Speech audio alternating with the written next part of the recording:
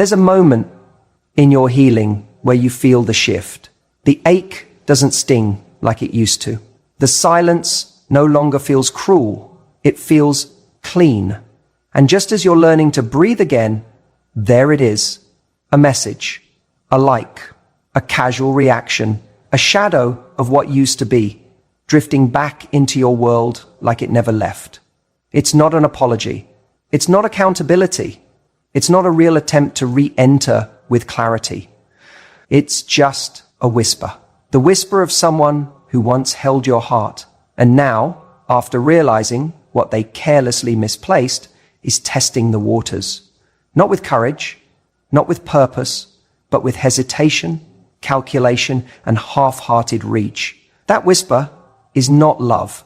That whisper is a question. Am I still welcome in the places I walked away from? And this is the moment, not when they return with conviction, but when they return with curiosity. This is the moment that defines whether you reclaim your power or slip back into a version of yourself that waited in quiet desperation for a knock at a door you never should have left open. When someone truly realizes your value, they don't whisper, they don't breadcrumb. They don't send a casual, "How are you?" into the void, expecting an open invitation to the emotional palace they once took for granted. When they truly understand what was lost, they arrive, whole, humble, honest. But what often comes first, before clarity, before true regret, is the test. It looks innocent, almost sweet, a meme, a memory, a passive just checking in. It might even trigger a rush inside you, that old craving to feel seen, remembered, relevant again in someone else's world. But that's not love. That's a radar sweep. That's someone trying to confirm whether your door is still unlocked. Not because they want to come in, but because they want to know they still could. And here's the hard truth most avoid. Silence isn't broken by someone who wants to build. It's often broken by someone who wants to borrow. Borrow comfort, borrow reassurance, borrow emotional security. But they're not bringing tools. They're not here to repair what was broken. They're here to measure what still remains. The moment you receive a subtle check-in, the moment your phone lights up with a name your heart once broke over, you must pause. Not because you're bitter, not because you want revenge, but because you now operate from wisdom, from clarity, from the hard-earned understanding that access to your heart is no longer free. It requires presence, purpose, and proof. Letting someone re-enter your world because they miss you isn't love, it's emotional nostalgia. It's an attempt to soothe their ache, not a commitment to honor yours. And nostalgia is seductive. It wears the perfume of good memories while hiding the scars of what actually happened. It plays old songs, shows old pictures, reminds you of how good it once felt, without ever reminding you of how it ended. So when a subtle message arrives, don't reply immediately. Don't perform. Don't analyze. Don't contort yourself into the most palatable version of who you think they want you to be. Instead, observe. Not them, but yourself. What do you feel? Excitement, validation, fear, hope. Observe the part of you that's still trying to interpret a vague signal as a sign of growth. That's where your healing lives, not in what they sent, but in what you still want it to mean. It's easy to get swept into the rhythm of connection again. Easy to read too much into too little. But growth demands stillness, and stillness gives you space to see clearly. Clarity reveals truth, and the truth is this. Someone who wants to be in your life won't test the waters. They'll dive in. Someone who values you doesn't peek through the window. They knock, they wait, they show up again and again, not because they want something from you, but because they want to be with you. Until then, you owe yourself protection, not from them, from your own impulse to mistake a ripple for a wave, a breadcrumb for a feast, a message for a mission. This isn't about closing your heart. It's about refining your filter. It's about asking the harder question. Does this message carry weight? Or is it a recycled pattern dressed up as progress? When you respond too quickly, you train others that your value resets with every message. When you let ambiguity back in, you shrink the space you've carved out for peace. When you interpret subtlety as sincerity, you start performing again. But you're not here to audition. You've already earned your worth. Now you must enforce it. There's nothing wrong with someone wanting to reconnect. People evolve, people regret, people make mistakes and seek redemption. But redemption doesn't come through subtlety. It comes through substance. If someone truly misses you, they don't test. They take a step forward with vulnerability, with clarity, with effort. Not a hey, not a just thought of you, but a wholehearted gesture. Until that arrives, you stay in your center. You don't adjust your energy for fragments. You don't rearrange your heart for ghosts. You don't press pause on your evolution because someone remembered your name in the middle of their loneliness. You rise because you know what's behind that message. You know it's not pure. You know it's not complete. You know it's not real intention. Not yet. And if you respond too soon, too kindly, too openly, you become predictable. Predictability is not the same as emotional safety. It becomes emotional convenience. You weren't put on this earth to be emotionally convenient. You weren't designed to be someone's momentary relief from their own confusion. You're here to be chosen, not when it's easy, not when they're bored, but when they're ready to show up. So you let the check-in come. You let the message arrive. You let the silence be broken, not because it changes you, but because it confirms you. It confirms who still thinks access is a game. It confirms who still moves with half intention. It confirms who still values comfort over courage. And most importantly, it confirms how much you've grown. Growth isn't always glamorous. Sometimes it's the quiet refusal to reply. Sometimes it's the heartbreak of silence over the high of false hope.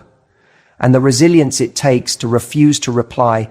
Sometimes it's the heartbreak of silence over the high of false hope. But each time you honor your standards, even in the face of old emotions, you rebuild your foundation. Stronger, cleaner, more sacred. You're not hard to reach. You're hard to impress. You're not cold. You're clear. You're not punishing anyone. You're protecting your peace. That message may stir old feelings, but it doesn't own your response. You do. You have nothing to prove. No chase to initiate. No softness to perform on demand. You are allowed to wait for substance. You are allowed to desire presence. You are allowed to say, this isn't enough. Not anymore. And when they come back, if they ever do, they'll know the difference between access and entrance, between nostalgia and devotion, between casual and committed, because you trained them, not by what you said, but by what you no longer accepted. You don't need to declare your standards. You live them. You don't need to explain your silence. It speaks with power. You don't need to decode a message. It decoded them. And in that decoding, you finally see what all of this has taught you. Your time, your heart, your presence, they're not up for negotiation. So the next time you get a subtle check-in, don't get pulled into the past. Get anchored in your present. Remember what you've healed from. Remember what it cost you to arrive here. And then ask yourself the question that saves everything. Is this the return of someone who's grown, or just the echo of someone who hasn't? Because whispers don't rebuild broken bridges. Subtle doesn't hold weight. And missing someone is not the same as being ready for them. Let them test the waters if they must. You don't owe them a lifeline. Not when you've already learned how to swim without one. It always looks different from the outside. You see the photos, the stories, the laughter, the movement, the seemingly uninterrupted rhythm of someone's life continuing without you. And it cuts deeper than you'd care to admit. Because you wonder, how can someone look so alive in a world where you no longer exist? But what you must understand is this: the loudest distractions are often hiding the deepest hollowness. The more desperately someone chases external validation, the more they reveal just how little internal peace they actually have. They may smile, but it's a smile crafted for public consumption, not personal fulfillment. It's curated, it's designed, it's a mask, not a mirror. When someone walks away, especially when it's casual, abrupt, or unexplained, there is a tension that brews in their absence. At first, they feel free, unburdened. They breathe the air of detachment like it's oxygen after suffocation. They may convince themselves they've made the right decision.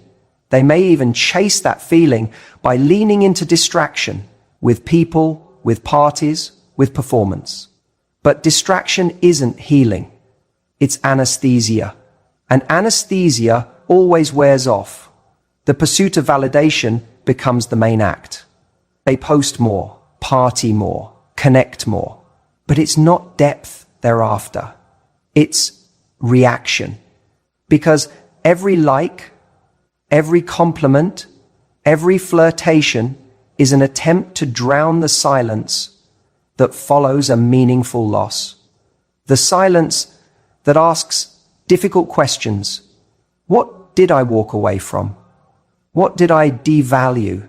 What connection did I abandon for the illusion of ease? But those questions don't surface immediately. The questions that light up, first comes the high. And in that high, they collect the moments that make it look like they've moved on. And you, watching from afar, might mistake their noise for confidence, their busyness for peace. You might even begin to question your worth, wondering why your absence feels invisible, why your presence seems to be so easily replaced. But here's the truth. Real connection doesn't vanish. It lingers. It echoes. It leaves fingerprints on the soul. And the harder someone tries to replace that echo with artificial sound, the louder their emptiness becomes. They aren't moving on. They're running away, not from you, but from the emotional reckoning that comes from losing someone they once had access to, but didn't value enough to hold. External validation is seductive.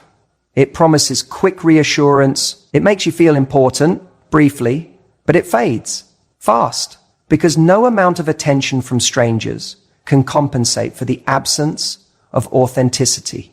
No amount of new faces can erase the memory of the one who saw you deeply. No party, no praise, no performance can ever satisfy the soul that once felt seen, understood, cherished, and then chose noise over depth. Eventually, distraction becomes exhausting. The high flattens. The novelty wears off. And all that's left is the hollowness they tried to outrun. That's when the realization hits. Not in the middle of the party, but in the quiet that follows. When the phone goes silent. When the dopamine drops. When the compliments lose their sparkle, because they're based on a version of self that's being projected, not a self that's truly being known. And I try to align, and that moment, that's the pivot point. That's when they begin to miss not just the connection, but the peace that connection brought. Because peace doesn't come from being seen by many, it comes from being known by one. It doesn't come from attention, it comes from alignment. And when that alignment is gone, the soul begins to ache in a way that can't be numbed by noise. Now, here's what's important. Your power lies in understanding this without needing to witness it. You do not need their realization to validate your worth. You do not need their regret to reinforce your value. Because the moment you begin measuring your healing against someone else's delay, you hand over your growth to someone else's timeline. It is not your responsibility to wait for the hollowness to catch up to someone who chose distraction. It is not your role to be the landing place for someone who only understands your worth after the echo sets in. You are not a test drive they return to once the road gets bumpy. You are not a memory they visit when reality disappoints them. You are a sanctuary, and sanctuaries do not stay open for tourists. Let them run. Let them dance in the glow of fleeting attention. Let them bask in the illusion that they are okay, because all that chasing, all that validating, all that distracting, it's a temporary shield from the truth they will eventually face, that they had something rare and now they don't. But your energy must not orbit their awakening. You must not become the silent observer of their descent, hoping that one day they'll look around and realize you are the peace they're now starving for. That's not healing. That's still performing. You are not built to be someone's consequence. You were built to be your own beginning. So you continue, not with bitterness, but with clarity. You don't compete with the noise. You don't try to be seen again. You don't lower your worth to match their frequency. You rise quietly, consistently, boldly.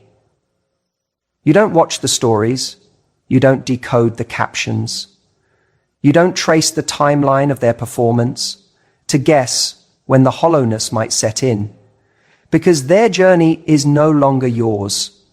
You are no longer the audience to someone else's delay in emotional maturity. You rebuild your center. You restore your energy. You rise into the life that doesn't require someone to come back for you to feel whole again. And when you do, when you truly anchor into that, a shift occurs. You begin to lose interest in the echo. You no longer crave proof that they miss you. You no longer hope for their apology, because you've created a world so rich, so real, so rooted in authenticity that even if they returned with every word you once longed to hear, you'd realize you've outgrown the need for it. The truth is, the longer someone tries to substitute validation for value, the more they forget what real connection feels like. And by the time they remember, the version of you they once had access to has evolved into someone far more discerning, far more self-assured, far more unavailable to those who only know how to show up once the spotlight dims. You didn't lose. You weren't forgotten. You weren't replaced. You were remembered too late. And that's not a tragedy. That's a revelation. Because anyone who must drown in validation to realize your worth was never ready to hold it in the first place. So breathe. Rise. Reclaim your narrative. Not because they will one day feel hollow, but because you no longer feel the need to fill anyone else's void. You've learned to fill your own. And that, more than anything, is the definition of freedom. Memory is not neutral. It doesn't arrive as it happened. It returns as it's needed. And when someone begins to feel the quiet tug of something lost, they don't remember you as you are now. They remember you as they last held you.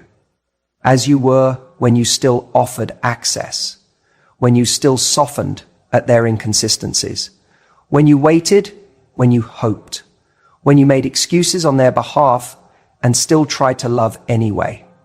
They don't remember your power. They remember your permission. They don't see your growth. They're stuck on your availability.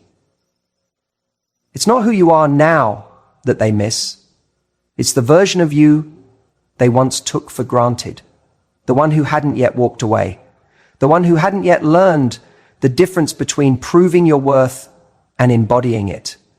And so, when the silence grows loud enough, when the distractions no longer satisfy, when the echo begins to ache, that's when the replay begins. So, when the replay begins, not with facts, but with feelings.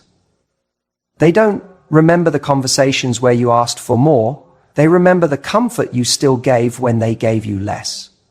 They don't remember the moment they made you feel small. They remember the way you still stayed, even when you felt unseen.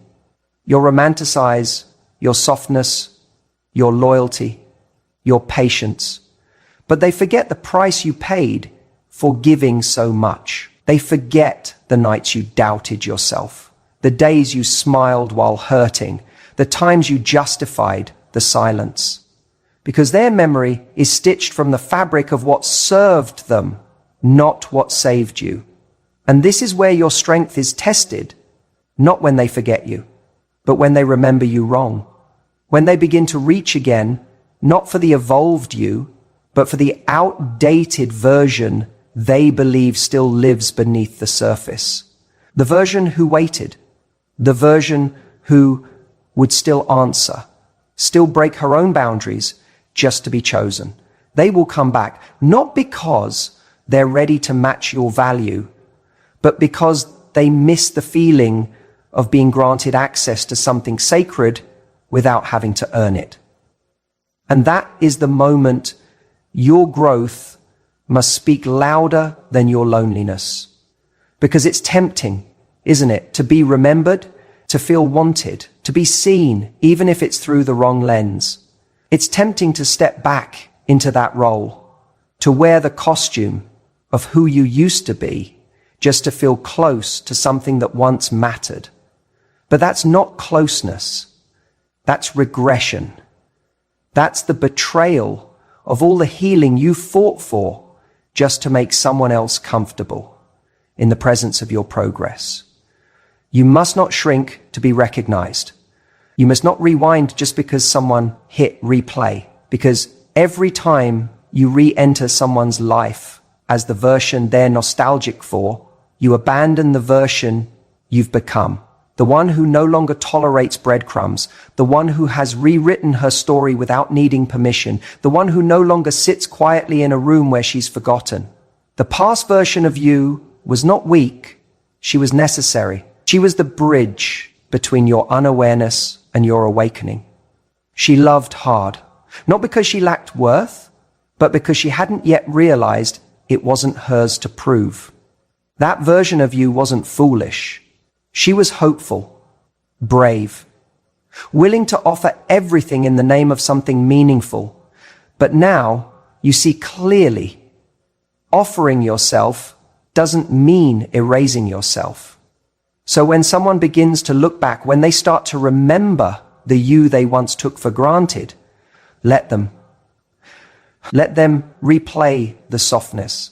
Let them relive the warmth. Let them ache for the patience. But don't go back to deliver it. Let the only access they have be through memory. Let the distance remain intact. Not out of punishment, but out of purpose. You've changed. Quietly, radically, deeply.